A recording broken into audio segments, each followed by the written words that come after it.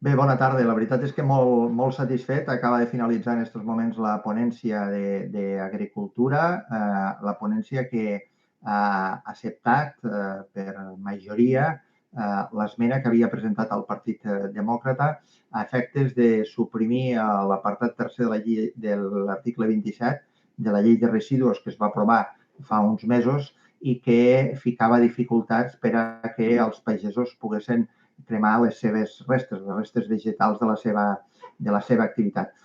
Més enllà d'emocions, més enllà de declaracions, el Partit Demòcrata el que va fer és que van presentar una esmena legislativa i aquesta esmena legislativa avui ha estat aprovada a la ponència. Per tant, vol dir que ja forma part del text legislatiu, que ara anirà al Senat i donat que té la majoria de vots de totes les formacions polítiques, doncs esperem que en poques setmanes estigui publicat al BOE i que aquest problema que s'havia generat artificialment a tots els pagesos, a tota la pagesia i que generava molta inquietud i molt increment de costos si es volia complir aquesta normativa, doncs estigui resolt.